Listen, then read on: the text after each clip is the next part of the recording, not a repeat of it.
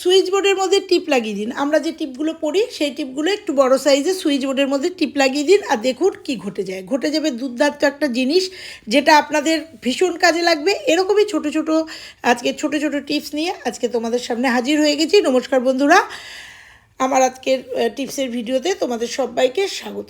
তো শুরু করলাম সুইচ বোর্ডের মধ্যে টিপ দিয়ে সুইচ বোর্ডটা সাজিয়ে দিলাম। তো চলো এই সবটা নিয়ে আজকের ভিডিও ভীষণ ভালো লাগবে, দেখতে থাকো। দেখো আমরা অনেকেই এরকম ধরনের কাবার্ড ব্যবহার করি বাড়িতে।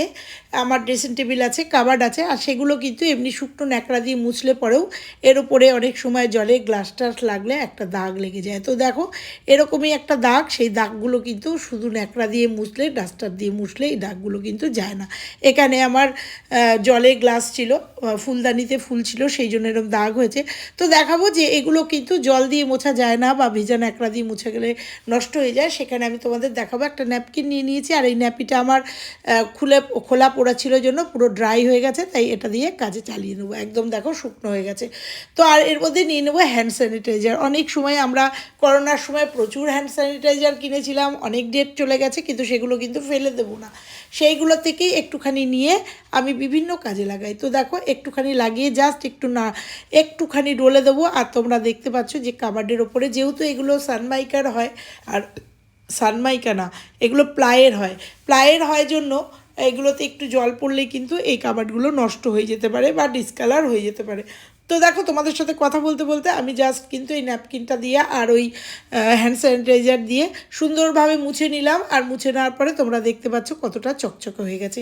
এই দেখো কতটা নোংরা উঠেছে। এবার আমি ড্রেসিং টেবিলটাও আমার এই জিনিসেরই, তো এই প্লাই দিয়েই করা। তো দেখো সেটাও কিন্তু আমি এই ন্যাপিটা দিয়ে যেটুকু লাগিয়েছিলাম সেটা দিয়ে কিন্তু সুন্দরভাবে মুছে নিচ্ছি। তো আমরা এই ছোট ছোট টিপসগুলো যদি দিকগুলো যদি খেয়াল রাখি, আমাদের বাড়ির ফার্নিচারগুলো যেমন সুন্দর থাকে, পরিষ্কার থাকে এবং খুব সুরক্ষিত থাকে। কারণ এগুলো ভেজা ন্যাকড়া দিয়ে মুছলে কিন্তু বেশি দিন থাকে না, নষ্ট হয়ে যায়। তো দেখো ছোট্ট একটা টিপস, নিশ্চয়ই ভালো লাগবে। আর এই ধরনের ফার্নিচার কিন্তু আমাদের অনেকের বাড়িতেই এখন কিন্তু এই ধরনের ফার্নিচার আছে। এছাড়াও যাদের খাট আছে, ইংলিশ খাট যেটা এখন উঠেছে, মডার্ন খাট, সেগুলোও কিন্তু এইভাবে তোমরা পরিষ্কার করে নিতেই পারো। চলে যাব পরের টিপসে। এই টিপসটা কেমন লাগলো একটা লাইক দিয়ে দিও। পরের টিপসে চলে যাব। দেখো আমাদের সুইচ বোর্ডগুলো ভীষণভাবে নোংরা হয়, আর যেহেতু আমার সাদা সুইচ বোর্ড কিন্তু ভীষণভাবে নোংরা হয়।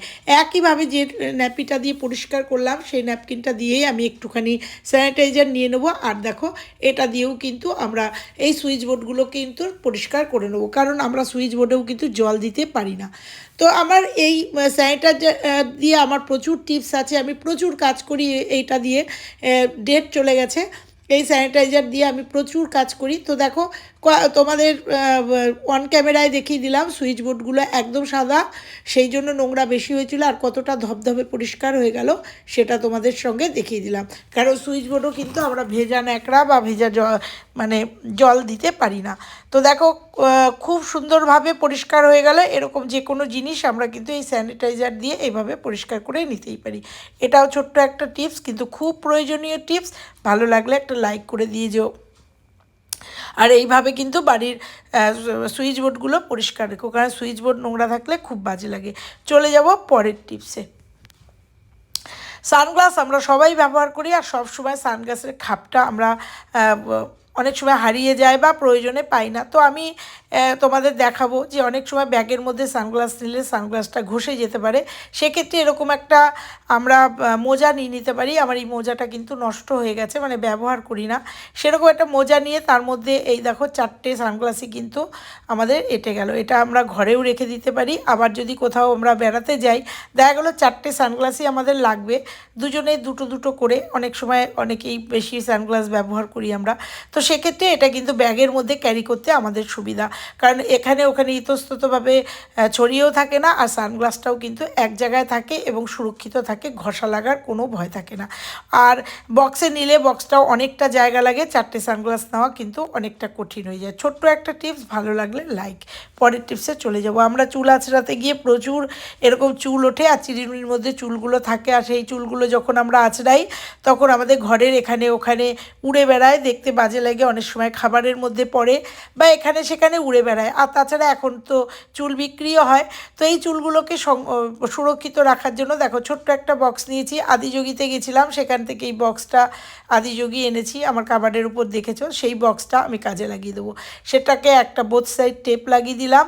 লাগিয়ে দেওয়ার পরে দেখো এটাকে কী করবো, আর চুলগুলো যাতে এখানে ওখানে না ছিটিয়ে থাকে, ছড়িয়ে থাকে, সেটা আমি এক জায়গায় রাখবো। এতে আমার কাজও হবে এবং এক জায়গায় থাকবে। চলে এসেছি দরজার পেছনে বোথ সাইড টেপটা লাগিয়ে। এরকম বাক্স কিন্তু আমাদের ঘরে বিভিন্ন বিভিন্ন জিনিস আসে, সেই বাক্সরই একটা এরকম নিয়ে দেখো রেখে এবার এই চুলগুলোকে একদম দরজার পেছনে, দেখতেও পাবে না কেউ, একদম এর মধ্যে ঢুকিয়ে একদম লক করে দাও। সুরক্ষিত থাকবে, এক জায়গায় থাকবে। এবার অনেকে চুল বিক্রি করে, তাদের জন্য অনেকটা সুবিধা। এবং দরজাটা এবার বন্ধ করে দিলে এটা কিন্তু দরজার পেছনে চলে যাবে, দেখতেও পারবে না লোকচক্ষুর আড়ালে। কেমন লাগলো ছোট্ট একটা টিপস? ভালো লাগলে একটা লাইক করে দিও। চলে যাব পরের টিপসে। দেখো ঘরে ফুল রেখে গিয়েছিলাম বেড়াতে, বেরিয়ে আসার পরে ফুলের গ্লাসটার এরকম অবস্থা হয়েছে, আর সেটা ধরে বেসিনে ঢেলে দিয়েছি, আর বেসিনটা এইভাবে নোংরা হয়ে গেছে। খুব যেদি নোংরা না, ছোট্ট একটা টিপসের সাহায্যে তোমাদের দেখাবো যে এটা গন্ধও সুন্দর গন্ধ হবে, আর তার সাথে কি হবে। তার আগে তোমাদের আর একটা টিপস শেয়ার করি। অনেক সময় আমরা এরকম হ্যান্ড ওয়াশের বোতল বাইরে নিয়ে যাই, কিন্তু এটা লক করতে পারি না, বা বাচ্চারা থাকে, বাচ্চাদের হাত থেকে রেহাই পাওয়ার জন্য দেখো এটাকে একটু চেপে ধরে এরকম করে ঘুরিয়ে দিলেই কিন্তু এটা লক হয়ে যায়, এটা থেকে আর বেরোবে না, বা এটাকে কিন্তু ক্যারি করলে পড়বে না। আর এটা এখানে এই জন্যই করলাম, কারণ এইটা আমি দিয়ে এবার পরিষ্কার করে নেবো। তোমরা অনেকেই জানো এটা আমার পুরনো টিপসের জিনিস। তো দেখো এই মোজাটার মধ্যে অনেক ছোট ছোট যে মাসের সাবানগুলো, ওয়েস্টেজ সাবান আমাদের বেঁচে যায়, সেই সাবানের টুকরোগুলো এর মধ্যে ভরা আছে। সেটাই তোমাদের আবার পুনরায় দেখালাম, যে সাবানগুলো ভরা আছে, সেই সাবান মোজার মধ্যে ভরা আছে। সেই সাবানটা দিয়েই কিন্তু আমি, সেই মোজাটা দিয়েই প্রথমে আমি এই হ্যান্ড ওয়াশের গাটা একটু নোংরা হয়েছে সেটা পরিষ্কার করে নেব। আর এটা দেখছো একদম লক হয়ে গেছে, এরা বাচ্চারা হাত দিলেও এটা খুলতে পারবে না। আর এটা যদি কোথাও ক্যারি করো সেক্ষেত্রে ব্যাগেও কিন্তু পড়ে যাবে না। এইভাবে কিন্তু তোমরা লক করে নিতে পারো। তো দেখো এটা দিয়ে তোমাদের এই হ্যান্ড ওয়াশের বোতলটা পরিষ্কার করে নিলাম। আর এইবার এই মোজাটা দিয়ে কিন্তু ভেতরে আমার কিন্তু সাবানের টুকরো আছে, আর এটা আমি মাঝে মাঝেই করি জন্য তোমাদের আবার একটু শেয়ার করে দিলাম। এটাকে মুখটাকে আমি সুন্দর করে এখানে একটা গিট দিয়ে নেবো, তোমরা গার্ডার লাগিয়ে নিতে পারো। তো দেখো এটা দিয়ে জাস্ট ডলবো, আর এই ভেতরে বিভিন্ন সাবান আছে, তার সুন্দর একটা গন্ধ কিন্তু আমার এখানে বেরোচ্ছে। তো সুন্দর একটা গন্ধর সাথে সাথে কিন্তু দেখো ওই ছোটো ছোটো সাবানগুলো আমরা কিন্তু আর ব্যবহার করতে পারি না। সেক্ষেত্রে এরকম যদি এক জায়গায় নিয়ে এগুলোকে ব্যবহার করে নিই, তাহলে সাবানটাও ইউজ হয়ে যায়, আমাদের কাজও হয়ে যায়। তো দেখো আমি পুরো বেসিনটাকে সুন্দর করে ডলে নিলাম। ডলে নেওয়ার পরে ধুয়ে নেবো, আর ধুয়ে নেওয়ার পরে দেখতে পাবে যে কতটা পরিষ্কার হয়ে গেল। সাবানগুলো ইউজ হলো, আর আমার মোজাটাও, এটাও আমার বাতিল একটা মোজা, আর মোজার একটা ধার আছে লাইলনের মোজার, সেটা দিয়েও কিন্তু আমি অনায়াসে এটাকে পরিষ্কার করে নিতেই পারি। আর এটাকে এরকম করে ঝুলিয়ে রাখবো যাতে জলটা সম্পূর্ণ ঝরে গিয়ে একদম শুকিয়ে যায়। দেখো কেমন পরিষ্কার হলো, আর সুন্দর একটা গন্ধ বেরোচ্ছে। এর সঙ্গে তোমাদের দেখাবো এই দেখতে পাচ্ছ আয়নাটা যেহেতু বেসিনের ওপরে জলের ছিটা লেগে কিন্তু আয়নাটা দেখো জলের দাগ হচ্ছে। ছোট্ট একটা টিপস শেয়ার করব। আমাদের খবরের কাগজ বাড়িতে থাকেই, এরকম খবরের কাগজ একটুখানি মুড়িয়ে নাও, নিয়ে জাস্ট জলের ছিটা দিয়ে নাও, কিচ্ছু দিতে হবে না। জলের ছিটা দিয়ে এই রকম খবরের কাগজ দিয়ে জাস্ট একটু ডলে নিলেই দেখো একদম চকচকে, একদম নতুনের মতো পরিষ্কার হয়ে যাবে। এই রকম ছোট ছোট টিপসগুলো যদি আমরা কাজ করতে গিয়ে করি না, আমাদের সংসারের অনেক কাজ হালকা হয়ে যায়, এবং আমরা রান্না করতে বা ঘরের অন্যান্য কাজ করতে করতে আমরা কিন্তু এই টিপসগুলো ফলো করতে পারি। তাতে আমাদের ঘরদোর যেমন পরিষ্কার থাকবে, জিনিসপত্র আসবাবপত্রও কিন্তু সুন্দর ঝকঝকে থাকবে। একটা মানুষ আসলে আমাদের কিন্তু লজ্জায় পড়তে হবে না। একদম দেখো ঝকঝকে হয়ে গেছে। চলে যাব পরের টিপসে। সুইচ বোর্ড তো পরিষ্কার করেছি। এবার অনেক সময় সুইচ বোর্ড নিচে থাকে, এতে বাচ্চারা এসে হাত দিলে পরে অনেক সময় কারেন্টে শক লাগতে পারে। সেক্ষেত্রে ছোট্ট একটা টিপস শেয়ার করব। শুধু শক লাগার ভয় না, এক্ষেত্রে কিন্তু আমরা অনেক সময় দেখেছি এখানে পোকামাকড় ঢুকে বাসা তৈরি করে। কারণ এই সুইচ বোর্ডগুলো মানে এই প্লাগগুলো সব সময় অনেক প্লাগই ইউজ হয় না। সেগুলো ইউজ না হতে হতে এর মধ্যে দেখেছি অনেক সময় অনেক পোকা বাসা করে এর মধ্যে মাটি করে ফেলে এবং এটাকে নষ্ট করে দেয়। সেক্ষেত্রে তোমরা যদি এরকম টিপ দিয়ে এই ছিদ্রগুলো বন্ধ করে রাখো তাহলে কোনো পোকামাকড়েরও ঢুকে এটা বন্ধ করবে না, প্লাস কোনো বাচ্চা কাচ্চা এসে যদি সুইচ দিয়ে দেয় সেক্ষেত্রেও কিন্তু বাচ্চার কাছে একদম কোনো কারেন্টে শক খাওয়ার কোনো ভয় থাকবে না। ছোট্ট একটা টিপস, নিশ্চয়ই ভালো লাগবে। এইভাবে যদি আমরা সুরক্ষিত রাখি, দেখো সাজিয়ে দিয়েছি টিপ দিয়ে। তো কেমন লাগলো আজকের ভিডিওটা? ভালো লাগলে লাইক কমেন্ট শেয়ার করো, আর চ্যানেলে নতুন হলে চ্যানেলটা সাবস্ক্রাইব করে পাশের বেল আইকনটা প্রেস করে দিও, তাতে আমাদের নিত্য নতুন সমস্ত ভিডিও সবার আগে তোমাদের কাছে পৌঁছে যাবে। আজকের মতো ভিডিওটা এখানেই শেষ করছি।